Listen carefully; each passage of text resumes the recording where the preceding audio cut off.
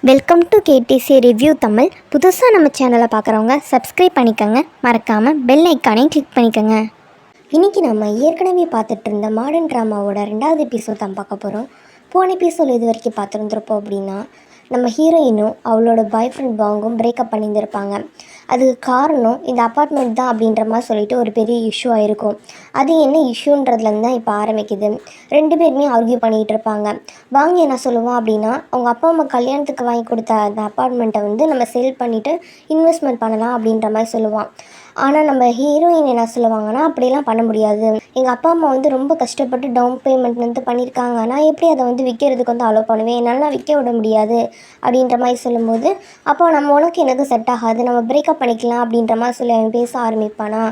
ஏன்டா அப்படிலாம் பேசுகிறேன்னு கேட்கும்போது, நம்ம 2 பேருக்குமே லைஃப்பில் கோல்ஸ் எல்லாமே வேறு, நீ என்னை கொஞ்சம் கூட நம்பவே மாட்டுற, ரிலேஷன்ஷிப் வந்து இதுக்கு மேலே என்னால் கன்டினியூ பண்ணிக்க முடியாது, அதனால் ஸ்டாப் பண்ணிக்கலாம் அப்படின்ற மாதிரி பேசுவான். அது மட்டும் இல்லாமல் இந்த வீட்டுக்கான டவுன் பேமெண்ட் வந்து உன்னோட அப்பா அம்மா கட்டினதுனால தானே நீ இந்த மாதிரி பேசுகிற, அவங்க அப்பா அம்மா அப்போ கொடுக்கும்போதே எனக்கு கொஞ்சம் டிக்னிட்டி வந்து காயப்படுத்துச்சு, நீ திருப்பியும் வந்து அதே விஷயத்த வந்து இன்சிட் பண்ணுறதுனால என்னால் கன்டினியூ பண்ண பிடிக்கலமா அப்படின்ற மாதிரி சொல்லிடுவான். நம்ம ஷியாவுக்கு என்ன பண்ணுறதுனே தெரில. கொஞ்ச நேரம் கழிச்சு தான் அவளுக்கு ரியலைஸ் ஆகும், ஓ அப்போ வந்து நீ வேறு ஏதோ ஒரு விஷயத்துக்காக தான் இந்த மாதிரி பண்ணுறியா அப்படின்ற மாதிரி சொல்லிட்டு, ஆல்ரெடி ஷியா பார்த்துருந்துருப்பாள் இவன் வந்து ஒரு பொண்ணோட வந்து காரில் இறங்கினதை, அதனால் வந்து இவனோட மைண்ட் செட் மாறி இருக்கா அப்படின்றத வந்து தெரிஞ்சுக்கிட்டு கேட்பா. அதனால தான் இந்த மாதிரி நடந்துட்டுருக்கியாடா அப்படின்ற மாதிரி கேட்கும்போது, வாங்க அதுக்கு எந்த பதிலுமே சொல்லாமல் சைலண்ட்டாக அங்கேருந்து கிளம்பிடுவான். நம்ம ஷியாவுக்கு என்ன பண்ணுறதுனே தெரில. சரி இவ்வளோ நேரம் வந்து நல்லா வந்து அந்த வீட்டில் செட்டில் ஆகலாம், மேரேஜ் பண்ணிக்கலாம், சந்தோஷமாக இருந்தான், இப்படி இவன் திடீர்னு பிரேக்கப் லெவலுக்கு போயிட்டானே அப்படின்ற மாதிரி சொல்லிவிட்டு, இல்லை அது அப்படியே விடக்கூடாது அப்படின்ற மாதிரி சொல்லிட்டு தூங்கிடுவான். அடுத்த நாள் காலையில் எழுந்திரிச்ச உடனே சரி அவனை கொஞ்சம் சமாதானப்படுத்துறதுக்கு நம்ம கையாலே கேக் செஞ்சு கொடுக்கலாம், அவனுக்கு ரொம்ப பிடிக்கும்ல அப்படின்ற மாதிரி சொல்லிவிட்டு தான் கையாலே கேக்கை வந்து பேக் பண்ணிகிட்டு இருப்பான். ஏன்னா இப்போ வரைக்குமே அவளுக்கு என்ன அப்படின்னா சின்ன மிஸ் அண்டர்ஸ்டாண்டிங் தான், ஏதாவது சரி பண்ண முடியும் அப்படின்ற மாதிரி நினச்சிட்டு இருப்பாள். இன்னொரு பக்கம் பார்த்தோம் அப்படின்னா வாங் வந்து அந்த லியா கூட வந்து ஊர் சுற்றிட்டு இருப்பான். ஊர் சுற்றினா முடிச்சதுக்கப்புறமேட்டுக்கு அன்றைக்கி நைட்டு லியா என்ன பண்ணுவாள் அப்படின்னா, அவனை காரில் கூப்பிட்டு வந்து ட்ராப் பண்ணிவிட்டு போவான். இவன் ஒரு பக்கம் பிறந்தநாளுக்கு வந்து கேக்கெல்லாம் ரெடி பண்ணிவிட்டு நேராக வரவ இந்த விஷயத்தை வந்து பார்த்துருவான். அப்போ அவள் என்ன சொல்லுவாள் அப்படின்னா, நான் பர்த்டே செலிப்ரேஷனுக்கு உங்களோட ஹோட்டல் வந்தேன்னு, அது உனக்கு பிடிச்சிருந்துச்சு அப்படின்னா இதுக்கு மேற்பட்ட ஒவ்வொரு பிறந்தநாளுக்கும் நான் உங்களோட பர்த்டே செலிப்ரேட் பண்ணுறதுக்கு வரேன், அப்புறம் உனக்கு வாலெட் வாங்கி கொடுத்தேன் அதுவும் பிடிச்சிருக்கா அப்படின்ற மாதிரி சொல்லிவிட்டு அதை பற்றி கேட்டுட்ருப்பா. இவனுக்கு பிடிச்சிருக்குன்னு சொல்லி சிரித்து பேசிகிட்டு இருப்பானா. இது எல்லா விஷயத்தையும் நம்ம ஷியா வந்து பார்த்துருவா. இவன் என்ன பண்ணிகிட்ருக்கான் அப்படின்ற மாதிரி பார்த்துட்டு இருக்கும்போது புரியுது, இவங்க 2 பேரும் வந்து ரொம்ப லவ் டைலாக்ஸாக பேசிகிட்டு இருப்பாங்களா. அடுத்து ஒவ்வொரு பர்த்டேக்கும் சேர்ந்து வந்து செலிப்ரேட் பண்ணலான்னா சொல்கிறத வச்சு அவள் கெஸ் பண்ணிடுவா.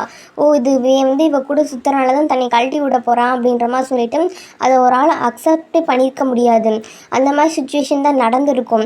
அதெல்லாம் நினச்சி பார்த்துட்டே இப்போ வந்து கேக்கை வந்து பேக் பண்ணிகிட்டு இருப்பாள். இவன் வந்து அவன் சக்ஸஸ் ஆகணுன்றதுக்காக இந்த மாதிரி பண்ணிட்டானா, இருந்தாலும் பரவாயில்ல, லாஸ்ட்டாக அவனுக்கு ஒரு சான்ஸ் வந்து கொடுத்து பார்க்கலாம், அவள் எதை சூஸ் பண்ணுறான்னு பார்க்கலாம் அப்படின்ற மாதிரி சொல்லி தான் முடிவு பண்ணுவான். அடுத்து என்ன பண்ணுவான் அப்படின்னா, டேரெக்டாக போய் அவங்ககிட்டே கேட்பான், என்னடா நீ பண்ணிகிட்ருக்க, யார் அந்த பொண்ணு சொல்லும்போது சும்மா அப்படின்ற மாதிரி சொல்லிட்டு இருப்பானா. அதுக்கப்புறமேட்டுக்கும் 2 பேருக்கு இடையில திருப்பி சண்டை வர ஆரம்பிக்கும். சண்டை இந்த தடவை வரும்போது ரொம்ப பெரிய சண்டையாக போயிடுமா. அதுக்கப்புறமேட்டுக்கு வாங்க என்ன சொல்லிடுவான் அப்படின்னா, இதுக்கு மேற்பட்டு என்னால் உங்க கூட கன்டினியூ பண்ணிகிட்டு இருக்க முடியாது, நம்ம பிரேக்கப் பண்ணிக்கலாம் அப்படின்ற மாதிரி சொல்லிவிட்டு செம்மையாக கத்தி விட்டு வந்து பிரேக்கப் பண்ணி விட்ருவான். இவளால் அந்த விஷயத்தை அக்செப்ட் பண்ணிக்கவே முடியாது, எப்படி இவன் பிரேக்கப் பண்ணுறான்னு சொல்லலாம் அப்படின்ற மாதிரி சொல்லிவிட்டு நடுத்தெருவில் உட்காந்து அழுதுட்டுருப்பாளாம். இந்த மாதிரி இவன் வந்து அழுகிறதெல்லாம் தெரிஞ்சு இவளோட பெஸ்ட் ஃப்ரெண்ட் அந்த ஜிம்மியாக தான் என்ன பண்ணுவான் அப்படின்னா வந்து பார்த்து சமாதானப்படுத்தி தேத்தி கொண்டு போய் வீட்டில் விடுவான். அப்போ வந்து இவன் சொல்லுவான், அவன் வந்து எனக்கு ரொம்ப அழகாக வீடெல்லாம் வாங்கி தரேன்னு சொல்லி சொன்னான், ஆனால் பார்த்தியா நான் வந்து கஷ்டப்பட்டு காசு சேர்த்து வீடு வாங்கினா அந்த இஷ்யூ ஆக்கியே என்னை விட்டு பிரிஞ்சு போகிறான் அப்படின்ற மாதிரி சொல்லிட்டு ரொம்ப ஃபீல் பண்ணி இன்னும் அழக ஆரம்பிச்சிருவா. சரி அழாதடி அப்படின்ற மாதிரி சொல்லிட்டு மனசெல்லாம் தேத்தி விட்டு வீட்டுக்கு கொண்டு போய் விட்டுட்டு அவள் வீட்டுக்கு போயிடுவாள். அப்படி வீட்டுக்கு போனாலும் அந்த வீட்டில் இருக்கும்போது அவங்களோட ஸ்பெண்ட் பண்ண டைம்ஸ் எல்லாமே ஞாபகம் வருமா. அதெல்லாம் அவளால் இருக்க முடியாது. திருப்பி என்ன பண்ணுவாள் அப்படின்னா, குடிக்கலாம் அப்படின்ற மாதிரி சொல்லிட்டு தெருவுக்கு வந்து வருவாள். பீர் வாங்கி குடிச்சிட்டு அங்கிட்ட தெருவுலேயே உட்காந்து புலம்ப ஆரம்பிச்சிருவாள். இந்த விஷயத்தெல்லாம் பார்த்த ரவுடி பசங்கள்லாம் இருப்பாங்களே, லோக்கல் ரவுடிஸு, அவங்களாம் என்ன பண்ணுவாங்க அப்படின்னா அவளை வந்து டிஸ்டர்ப் பண்ண ஆரம்பிப்பாங்க. டிஸ்டர்ப் பண்ணது மட்டும் இல்லாமல், என்ன பாப்பா தனியாக உட்காந்துருக்கியா, தான் கம்பெனி வேணும் அப்படின்ற மாதிரி சொல்லி கலாய்ச்சிட்டு இருப்பாங்களா. இந்த டைம் தான் நம்ம ஹீரோ லீ என்ன பண்ணுவான் அப்படின்னா தன்னோட ஆஃபீஸ் ஒர்க்கெல்லாம் முடிச்சுட்டு அந்த சைடு வந்து காரில் போயிட்டு இருப்பான். அவன் இந்த மாதிரி நடக்கிற விஷயங்கள் எல்லாத்தையும் பார்த்துருவான். இந்த பிள்ளையை நம்ம காலையிலேருந்து 2-3 தடவை பார்த்துட்டோமே, இந்த பிள்ளை என்ன இங்கே பண்ணிகிட்டு இருக்கு, பின்னாடி ரவுடிஸாக உட்காந்துருக்காங்க, சேஃப் கிடையாது, என்ன இருந்தாலும் சரி ஜஸ்ட்டு பார்த்த பிள்ளைன்னா அப்படியே அம்போன்னு விட்டு போக முடியாதுன்னு சொல்லிட்டு தெரிஞ்சு பிள்ளைன்றனால இறங்கி வந்து ஹெல்ப் பண்ணுவான். அந்த ரவுடிஸ் எல்லாம் அவனை பார்த்தோன்னே அங்கே போயிடுவாங்களா. காரில் போய் உன்னை வீட்டுக்கு கூட்டு போய் விட்றேம்மா, அவனோட அட்ரஸ் சொல்லுமா அப்படின்ற மாதிரி சொல்லி கேட்கும்போது அவள் தான் ரொம்ப குடிச்சிருக்காள், அவள் வந்து பேசுகிற நிலமையில இருக்க மாட்டா. உடனே என்ன பண்ணுவான் அப்படின்னா இந்த நிலமையில இவ்வளோ விட்டோம் அப்படின்னா திருப்பி அந்த ரவுடி பசங்க வந்து பிரச்சனை பண்ணுவாங்கன்னு சொல்லிட்டு சரி நைட்டு கார்லேயே தூங்கிட்டு போகிறா அப்படின்ற மாதிரி சொல்லிட்டு அவனோட கார்லேயே வந்து நைட்டு ஃபுல்லாக தூங்க விட்டுருவான். அப்போ புலம்பிக்கிட்டே தான் இருப்பான். எதுக்கு தான் இந்த பிள்ளையை பார்த்தோன்னே தெரில, காலையிலேருந்து இந்த பிள்ளையை பார்த்துட்ருக்கோம், பார்க்கும்போதெல்லாம் நமக்கு ஏதாவது ஒரு பிரச்சனை வந்துக்கிட்டே இருக்குது, இப்போ என்ன பஞ்சாயத்து வரப்போதும் தெரில அப்படின்ற மாதிரி சொல்லிட்டு புலம்பிகிட்டு இருந்தாலுமே அவளை வந்து நடு ரோட்டில் விட்டு போக மனசு இல்லாமல் தான் கார்லேயே பாதுகாப்பாக வந்து வச்சுக்குவான். அடுத்த நாள் காலையில் தான் காட்டுவாங்க. நம்ம ஷியா இப்போ தான் கண்ணை முழிச்சு பார்க்குறான். கண்ணை முழிச்சு பார்க்கும்போது வேற ஒருத்தவங்க காரில் இருக்கிறது தெரிய வருது. ஐயோ நம்மளை யாரோ கடத்திட்டாங்களா அப்படின்ற மாதிரி சொல்லிட்டு கையெல்லாம் கட்டி போட்டிருக்காங்களா அப்படின்ற மாதிரி பார்ப்பா. கையெல்லாம் கட்டி போடாமல் நார்மலாக இருக்கும். ஆமா நேற்று நைட்டு என்ன நினச்சின்னு தெரிலையே அப்படின்ற மாதிரி சொல்லி யோசிப்பான். ஒன்றுமே ஞாபகம் வராது. அதுக்கப்புறமேட்டுக்கு தான் பர்ஸு அப்புறமேட்டுக்கு தன்னோட ஃபோனு எல்லாமே இருக்கான்னு சொல்லி பார்க்கும்போது எல்லாமே இருக்கா. அப்பாடா அப்போ வந்தவங்க திருடங்க இல்லை, யாரோ நல்ல மனசு இருக்கவங்க ஹெல்ப் பண்ணியிருக்காங்க அப்படின்ற மாதிரி சொல்லிட்டு பாப்பா அவங்க வந்தோடனே தேங்க்ஸ் சொல்லிட்டு போகலான்னு சொல்லிட்டு ரொம்ப நேரம் ஆகி ஆள் காணானோடனே சரி இதுக்கு மேலே நம்ம வெயிட் பண்ணோம்னா நம்ம ஆஃபீஸில் திட்டுவாங்கன்னு சொல்லிட்டு ஒரு நோட்ஸ் மட்டும் எழுதி வச்சுட்டு போவாள். ரொம்ப தேங்க்ஸுங்க என்னை டேக் கேர் பண்ணி பார்த்துக்கிட்டதுக்கு அப்படின்ற மாதிரி சொல்லிவிட்டு தேங்க்ஸ் சொல்லிவிட்டு அங்கேருந்து கிளம்பி தான் ஆஃபீஸில் வேலை பார்க்கணும்ல அதுக்காக போவாள். இப்போ நம்ம ஷியாவோட ஆஃபீஸை தான் காட்டுறாங்க. இப்போ ஷியா ஒர்க் பண்ணிகிட்டு இருக்காள். இந்த ஆஃபீஸ்க்கு புதுசாக வந்து ஷின்யா அப்படின்ற ஒரு பொண்ணு வந்து ஜாயின் பண்ணியிருப்பா. இவன் என்ன பண்ணுவான் அப்படின்னா நம்ம ஷியா கிட்ட வந்து ஹெல்ப் கேட்பான். ஷியா சிஸ்டர் எனக்கு ஒரு ஹெல்ப் பண்ணுறீங்களா, டேரக்டர் ஃபேங் வந்து ரீசெண்டாக வந்து என்னை ஒரு ரிப்போர்ட் பண்ண சொன்னாங்க, அதில் எனக்கு கொஞ்சம் டவுட்டாக இருக்குது, நீங்கள் டபுள் செக் மட்டும் பண்ணி தரீங்களா அப்படின்ற மாதிரி கேட்கும்போது நம்ம ஷியாவும் சரி ஓகேம்மா அப்படின்ற மாதிரி சொல்லிட்டு புது பொண்ணு ஹெல்ப் பண்ணலாம் அப்படின்றதுக்காக வந்து ஹெல்ப் பண்ணுறதுக்கு ஓகே சொல்லி அந்த ஒர்க்கை பார்த்துட்டு இருப்பாங்களா. அந்த ஷின்யா பொண்ணு அங்கேருந்து போனதுக்கப்புறமேட்டு பக்கத்தில் இருக்க இன்னொரு பொண்ணு என்ன சொல்லுவா அப்படின்னா நீ அவளை மட்டும் நம்பாத, ஏன் சொல்கிறேன் அப்படின்னா அவள் வந்து காங்குக்கு தெரிஞ்சவங்க, அவள் வந்து எப்பயுமே வந்து ரொம்ப கால்குலேட்டிவான பொண்ணு, எந்த விஷயம் பண்ணாலும் சரி அடுத்தவங்களை மாட்டி விட்டுட்டே இருப்பான். இப்போ உன்னை டார்கெட் பண்ணிகிட்டு இருக்கான்னு நினைக்கிறேன், ஆனால் அவளுக்கு எந்த ஹெல்ப்பும் பண்ணாத, பின்னாடி நீ தான் மாட்டிக்குவான்னு அட்வைஸ் பண்ணுவா. அப்படின்னா ஒன்று இருக்காதுங்க, இப்போ தானே ஜாயின் பண்ணியிருக்காங்க அப்படின்ற மாதிரி சொல்லிட்டு எதார்த்தமாக அவள் ரொம்ப நல்லவ தானே, எல்லாருக்கும் ஹெல்ப் பண்ணுற மாதிரி ஹெல்ப் பண்ணிகிட்டு இருப்பாள். இந்த டைம் பார்த்தோம் அப்படின்னா நம்ம ஜின்யா என்ன பண்ணுவான்னா டேரெக்டாக வாங்க வேலை பார்ப்பானே அந்த பேங்க்குக்கு போயிட்டு பேங்க்கில் இருக்க எல்லோரும் முன்னாடி வந்து பெருசாக சீனே க்ரியேட் பண்ண ஆரம்பிச்சிருவான். இந்த மாதிரி அவன் வந்து என்னோடய ஃப்ரெண்டுக்கு துரோகம் பண்ணி இன்னொரு பொண்ணு கூட அஃபேரில் இருக்கான் அப்படின்ற மாதிரி சொல்லிட்டு கத்துன்னு கத்திட்டு இருப்பாளா. அப்போ அந்த பேங்க்கோட மேனேஜர் வந்துட்டு இங்கே பாருமா நீங்கள் கத்தி இந்த யூஸும் கிடையாது, ஏன்னா ஆல்ரெடி அவன் வந்து இந்த பேங்க்லேருந்து ரிசைன் பண்ணிட்டு போயிட்டான், ரெசிக்னேஷன் லெட்டர் கொடுத்துட்டான், நீங்கள் கத்தி வேஸ்ட்டுமான்னு சொல்லும்போது இப்போ தான் அவளுக்கு புரியும், ஓ இந்த வேலை வேறு அவன் பார்த்து வச்சுருக்கானா அப்படின்ற மாதிரி சொல்லிட்டு சரின்னு சொல்லிட்டு அப்படியே வந்து விட்டுருவா. இன்னொரு பக்கம் பார்த்தோம் அப்படின்னா ஆஃபீஸில் நம்ம ஹீரோயினை தான் காட்டுவாங்க. அந்த ப்ராஜெக்ட் எல்லாத்தையும் கரெக்டாக ஒர்க் பண்ணி அந்த பொண்ணு ஹெல்ப் கேட்டுச்சுல ஷின்யான்னு சொல்லிட்டு அந்த பொண்ணுக்கிட்ட வந்து கொடுத்துருவாங்க. கொடுத்ததுக்கப்புறமேட்டுக்கு அந்த பொண்ணு என்ன பண்ணோம் அப்படின்னா ஃபேங்கிட்ட ரிப்போர்ட் பண்ணணும்ல, அப்படி ரிப்போர்ட் பண்ணும்போது இந்த ஒர்க்கு பூரா நான் தான் பண்ணேன் அப்படின்ற மாதிரி சொல்லிட்டு நல்ல பிள்ளையாட்டக்குமே பேர் எடுத்துகிட்டு இருப்பாங்களா. அப்போ ஷியா கேட்பா நான் தானே உனக்கு ஒர்க் பண்ண ஹெல்ப் பண்ணேன், நீயே அந்த விஷயத்தை மென்ஷன் பண்ணணும்னு சொல்லும்போது இங்கே பாருங்கள் மேடம் இந்த ஒர்க்கு ஸ்டார்டிங்லேருந்து எண்டு வரைக்கும் என்னோடது, இந்த பொண்ணு திருட பார்க்குறா அப்படின்ற மாதிரி சொல்லிட்டு நம்ம ஹீரோயின் மேலே வந்து பழி போட்டுருவாங்க. பழி போட்டது மட்டும் இல்லாமல் இப்படிப்பட்ட ஒருத்தவங்க வந்து அடுத்து வந்து ஃபினான்ஷியல் ஃபாரம் வருதுல்ல, அதுக்கு எப்படி வந்து ரெப்ரசன்டேட்டிவ் எடுத்து எல்லாத்தையும் ஹேண்டில் பண்ண முடியும், ஆனால் அந்த பதவியை வந்து எனக்கு கொடுங்க அப்படின்ற மாதிரி சொல்லிட்டு எவிடன்ஸோடு ப்ரூவ் பண்ணும்போது யாராலும் எதுவும் சொல்ல முடியாதுல்ல, அதனால் நம்ம ஹீரோயின் கிட்ட இருக்க அந்த பதவியை வந்து பிடுங்கி இந்த ஷின்யா கிட்ட வந்து கொடுத்துருவாங்க. இந்த ஷின்யா கெட்ட ஷின்யா, இவன் வந்து ஆஃபீஸில் ஒர்க் பண்ணுறவ. இன்னொருத்தி இருக்கான், அவள் பேர் ஜின்யா அப்படின்றது நம்ம சீஸோட ஹீரோயினோட க்ளோஸ் ஃப்ரெண்டு, அதை மறந்துடாதீங்க, ஷார்ட் ஹேர் பொண்ணு. இப்போ நம்ம ஹீரோயினுக்கு என்ன அப்படின்னா ஒரு பக்கம் பிரேக்கப் ஆயிடுச்சு, இன்னொரு பக்கம் பார்த்தோம் அப்படின்னா ஆஃபீஸ்க்குள்ளே இந்த மாதிரி பெரிய பிரச்சனை ஆயிடுச்சு அப்படின்ற மாதிரி சொல்லிட்டு மனசு வேறு ரொம்ப கஷ்டமாக இருக்கும். ஏன் இவங்க இவ்வளோ ஃபீல் பண்ணிகிட்டு இருக்காங்க அப்படின்னா இப்போ அவங்க ஒரு வீடு எடுத்திருக்காங்களே, அந்த வீட்டை வந்து அப்படி ஃபுல் பேமெண்ட் கொடுத்து வாங்கினது கிடையாது, அவங்க அப்பா அம்மா தான் என்ன பண்ணியிருப்பாங்க அப்படின்னா அவங்க சேவிங்ஸ் காசெல்லாம் வச்சு டவுன் பேமெண்ட் வந்து கட்டியிருந்திருப்பாங்க, இவ்வளோ கொஞ்சம் காசெல்லாம் போட்டிருப்பான். இப்போ வந்து பேங்க் லோனெல்லாம் கொடுப்பாங்கள்ல வீடு வாங்குறதுக்கு இதுக்கெல்லாம், அந்த மாதிரி பேங்க் லோன் போட்டு தான் அந்த அப்பார்ட்மெண்ட்டே வாங்கியிருந்திருப்பான். இன்ஸ்டால்மெண்ட் வந்து இன்னும் 25 வருஷம் பக்கம் கட்டணும் போல் இருக்குது. இன்னும் வேறு அதை வேறு கட்டணுமே. இப்போ வேறு ஆஃபீஸில் பிரச்சனையாச்சுன்னா நம்ம எப்படி கட்டுறது? இதில் வேறு அவனும் நம்மளும் வேறு பிரேக்கப் பண்ணிட்டோம். இப்போ என்ன பண்ணுறதுன்னு தரலையே அப்படின்ற மாதிரி சொல்லிட்டு தலையே வெடிச்சிடும் போல் இருக்குது அவளுக்கு. சரி, எதுவுமே இப்போதைக்கு பண்ண வேணாம், இப்போ எதுவுமே பண்ண வேணாம், பார்த்துக்கலாம் அப்படின்ற மாதிரி சொல்லி முடிவு பண்ணுவாள். அப்போ தான் யோசிப்பாள், நம்ம வந்து இப்படியே போயிட்டு இருந்துச்சு அப்படின்னா நம்மளால் கண்டிப்பாக வந்து அந்த வீட்டுக்கான லோன் அமௌண்ட்டை வந்து கட்ட முடியாது. பேசாமல் ஒன்று பண்ணலாம், வீட்டில் வந்து எக்ஸ்ட்ரா வந்து ஒரு பெட்ரூம் இருக்குல்ல, அந்த பெட்ரூமை வேணால் நம்ம வந்து ரெண்ட்டுக்கு விடலாமா அப்படின்ற மாதிரி சொல்லி முடிவு பண்ணிவிட்டு அந்த விஷயத்தை வந்து அந்த வெப்சைட்லேயும் போடுவாள். இந்த மாதிரி வந்து வீடு வந்து ரெண்ட்டுக்கு இருக்குது, யாருக்கு வேணுமோ அது பார்த்துக்கங்க அப்படின்ற மாதிரி சொல்லிட்டு. இப்படி அவள் வெப்சைட்லாம் போட்டு ரிட்டன் வரும்போது அதே இடத்துக்கு நம்ம ஹீரோ லீவ் வந்திருப்பான். இந்த டைம் வந்து அவங்க 2 பேரும் வந்து மறுபடியும் மீட் பண்ணிக்குவாங்க. இப்போ எதுக்கு வந்திருந்திருப்பாங்க அப்படின்னா அவங்கவுங்க பர்சனல் ஒர்க்குக்காக வந்திருப்பாங்க. இப்போ 2 பேரும் ஒருத்தர் மீட் பண்ணதுக்கு அப்புறமேட்டுக்கு இதுக்கு முன்னாடி நடந்துச்சுல அது எல்லா விஷயத்தையும் சொல்லிட்டு 2 பேர் சண்டை போட்டுட்ருப்பாங்க. அலேஷியான்னு நீ தான் என்னோடய ஃபோனை உடச்சி காம்பன்சேஷன் கொடுன்னு சொல்லும்போது ஆஃபீஸில் தான் நான் உடைக்கவே இல்லையே, பார்த்து நீ ஃபோன் நல்லா இருந்துச்சுன்னு கேட்கும்போது ஆஃபீஸில் உடைக்கிறத பற்றி பேசல, நான் ரியல் எஸ்டேட் ஆஃபீஸ்க்கு வந்து என்னோட வீட்டுக்கான சாவி வாங்குறதுக்காக வந்திருந்தேன். அதே இடத்துக்கு நீ எந்த பர்பஸ்க்கு வந்தேன்னு எனக்கு தெரியல. அந்த இடத்துல வந்து நம்ம 2 பேருக்கு ஆர்கியூமெண்ட் நடந்துச்சுல, அப்போ வந்து என்னோடய ஃபோன் வந்து கீழே விழுந்து கிராக் ஆயிடுச்சு, அதுக்கு காம்பன்சேஷன் கொடுன்னு கேட்கும்போது என்னடி நீ இப்படியெல்லாம் சொல்கிற அப்படின்ற மாதிரி சொல்லி தான் பார்ப்பான். அதுக்கப்புறம் யோசிச்சு பார்ப்பான், நம்மளே தேவையில்லாமல் இந்த பொண்ணு கூட எதுக்கு நமக்கு வெட்டிய கான்வர்சேஷன், இந்த பொண்ணை நம்ம மீட் பண்ணும்போதெல்லாம் நமக்கு வந்து ஏதாவது ஒரு விஷயம் கெட்டதாக நடக்குதுன்னு சொல்லிட்டு இதுக்கு மேலே இவ்வளோ மீட் பண்ணக்கூடாது அப்படின்ற ஒரே ஒரு காரணத்துக்காகவே இந்த காசுன்னு சொல்லிட்டு எவ்வளோ காசுன்னு கேட்டு அந்த காசையும் அனுப்பி விட்ருவான். சரி போதும் அப்படின்ற மாதிரி சொல்லிட்டு இவ்வளோ இதுக்கு மேற்பட்டு இவன் மூஞ்சில் முழிக்கக்கூடாதரா அப்படின்ற மாதிரி சொல்லிட்டு தான் அங்கேருந்து கிளம்பி போவான். இதெல்லாம் ஒரு பக்கம் போயிட்டு இருக்கும்போது இன்னொரு பக்கம் நம்ம லீயோட கேர்ள் ஃப்ரெண்டு லில்லி என்ன பண்ணுவான் அப்படின்னா இவனுக்கு வந்து இப்போ தான் வேலை போச்சுல, ஒரு புதுசாக ஒரு அப்பார்ட்மெண்ட்டுக்கு வந்து குடி போகலாம் அப்படின்ற மாதிரி சொல்லிட்டு ரெண்டுக்காக புதுசாக வந்து அப்பார்ட்மெண்ட் வந்து பார்த்துட்டு இருப்பாங்க.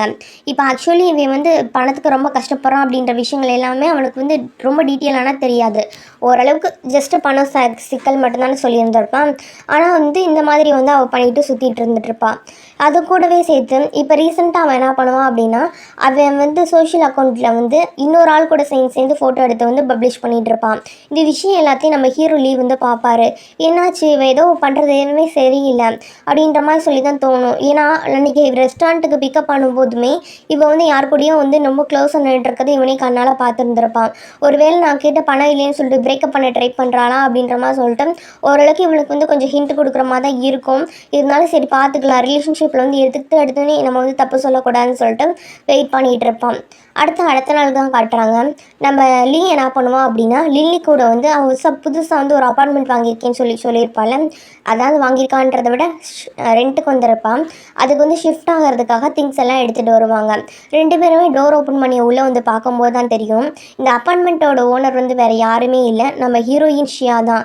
ஷியாவுக்கு இவனை பார்த்தது இவனா அப்படின்ற மாதிரி தான் இருக்கும், அவனுக்கு இவளா அப்படின்ற மாதிரி தான் இருக்கும். 2 பேர் நீயா அப்படின்ற மாதிரி பார்த்துட்டு இருப்பாங்களா, என்ன இது 2 இப்படி பார்க்குது அப்படின்ற மாதிரி தான் லில்லி பார்த்துட்டு இருப்பான். அதுக்கப்புறம் 2 பேருமே என்ன சொல்லுவாங்க அப்படின்னா என்னால் வந்து இவங்க கூட இருக்க முடியாது, என்னால் இவ கூட இருக்க முடியாது, பேசாமல் ஒன்று பண்ணலாம், இது லீஸ் அக்ரிமெண்ட்டை வந்து கேன்சல் பண்ணிடலான்னு சொல்லும்போது ஆனால் இந்த கான்ட்ராக்டை வந்து யார் ஃபஸ்ட்டு டெர்மினேட் பண்ணுறாங்களோ அவங்க தான் டபுளாக வந்து காம்பன்சேஷன் கொடுக்கணும் அப்படின்ற மாதிரி இருந்துடும்.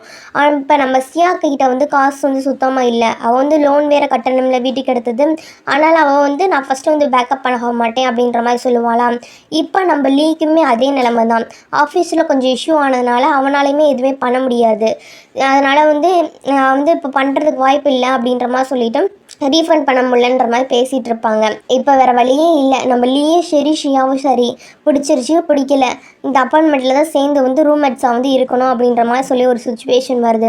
இருந்தாலும் லீ வந்துட்டு போய் கேட்பான், இப்போ வந்து நம்ம வந்து இங்கேருந்து காலி பண்ணி வேறு பக்கம் கூட போயிடலாம், நான் வந்து ஸ்பேர் அமௌண்ட் கொடுத்து வச்சுருந்தேன்னா அதை நான் வச்சுருக்கேன்னு கேட்கும்போது இல்லை நான் டிசைனர் ஹேண்ட்பேக் நேற்று ஒன்று பார்த்துட்டு இருந்தேன்னா அதை வாங்கிட்டேன் அப்படின்ற மாதிரி சொல்லவும் ஏன்டி நம்ம இதுக்குன்னு பட்ஜெட் சரியில்லைன்னு சொல்லியிருந்தேனே இந்த டயத்தில் தான் வாங்கணுமா அப்படின்ற மாதிரி சொல்லிட்டு அவங்க 2 பேருக்கு இடையில ஒரு பெரிய ஆர்கியூமெண்ட்டே வரும். அதனால் லில்லி கோச்சுக்குவா, உனக்கு மட்டும் என்ன எப்போ பாரு என்ன பிரச்சனை பண்ணுறதே வேலையாக போச்சு, ஆமாம் இப்போ கூட நான் ஏதாவது உனக்கு கொஸ்டின் கேட்டேன்னா நீ அந்த பொண்ணு தெரிஞ்ச மாதிரியே பேசிகிட்டு இருக்கீங்க, எனக்கு என்னமோ உனக்கு அந்த பொண்ணுக்கு கனெக்ஷன் இருக்க மாதிரி தான் தெரியுதுன்னு சொல்லும்போது நம்ம லீ ஏன்டி இப்படியெல்லாம் பேசிகிட்டு இருக்க, இந்த வீடை கூட நீ பார்த்ததுடி நானும் அடி பார்த்தேன், ஏன்னு என்கிட்ட பஞ்சாயத்து பண்ணிகிட்டு இருக்க, உனக்கு என்கிட்ட ஏதோ ஒன்று சொல்லணுன்னு இருக்கா அதனால தான் நீ இப்படி கார்னர் பண்ணுறேன் அப்படின்ற மாதிரி சொல்லிவிட்டு இவங்க 2 பேரும் இங்கே சண்டை போட்டு ஆர்கியூ பண்ணிகிட்டு இருப்பாங்க.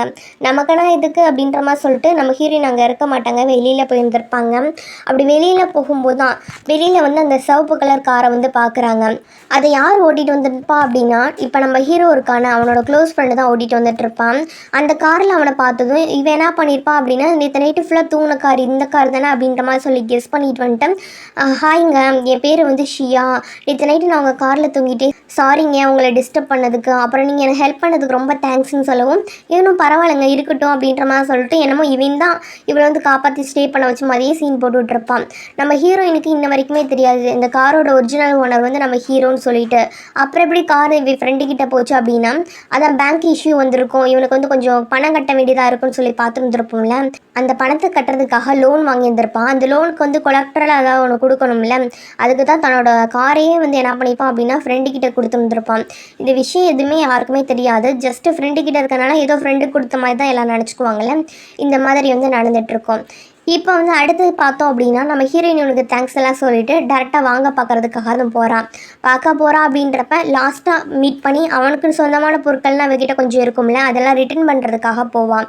அப்போ அவன் என்ன சொல்லுவான் அப்படின்னா, நான் வேணால் லோன் பேமெண்ட்டுக்கு வந்து உன்னை ஹெல்ப் பண்ணவா அப்படின்ற மாதிரி கேட்கும்போது, அதெல்லாம் ஒன்றும் தேவையில்லை அப்படின்ற மாதிரி சொல்லிட்டு இவ சொல்லிடுவா. அது மட்டும் இல்லாமல் நான் கல்யாணத்துக்கு புக் பண்ண ஹாலையுமே கேன்சல் பண்ண போகிறேன், எல்லா விஷயத்தையும் நானே ஹேண்டில் பண்ணிக்க போகிறேன் அப்படின்ற மாதிரி சொல்லிட்டு இருப்பாளா.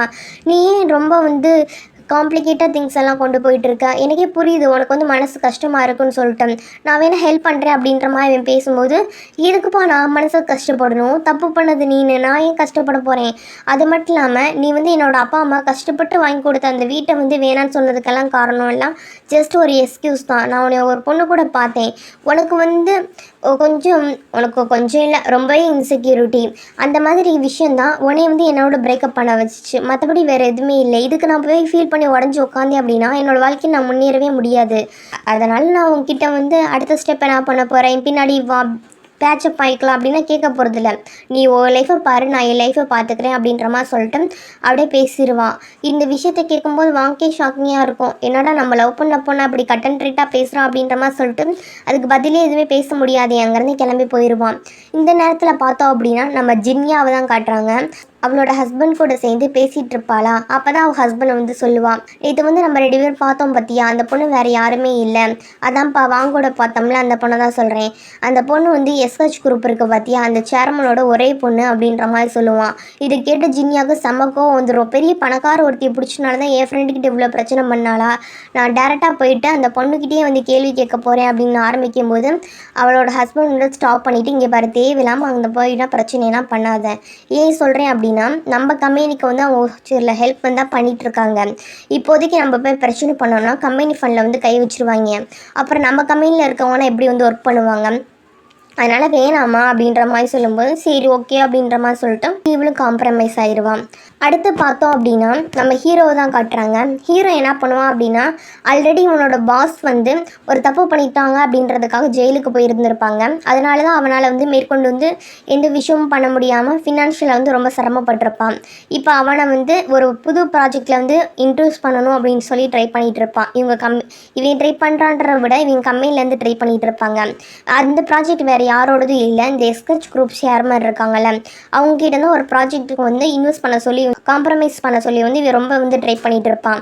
ஆனால் அவர் வந்து ஓரளவுக்கு வந்து ஒத்துக்கிற மாதிரி தெரியாது, கொஞ்சம் வந்து மாற்றி மாற்றி பேசுகிற மாதிரியே இருக்குமா. அந்த டென்ஷனில் வந்து ஹோட்டலில் மீட்டிங் முடிச்சுட்டு ரிட்டன் வந்து வருவான். அப்படி வரும்போது தான் பார்ப்பான் நம்ம ஷியா என்ன பண்ணுவான் அப்படின்னா, இதே ஹோட்டலுக்கு அவள் வந்து கல்யாணத்துக்கு வந்து ஒரு ஹால் புக் பண்ணியிருப்பாள், அது இந்த ஹோட்டலாக தான் இருக்கும், அந்த மாதிரி என்னோடய கல்யாணம் வந்து கேன்சல் ஆகிடுச்சு, டெபாசிட் அமௌண்ட் வந்து ரீஃபண்ட் கொடுங்க அப்படின்ற மாதிரி சொல்லிட்டு கெஞ்சி கேட்டுட்டு இருப்பான்.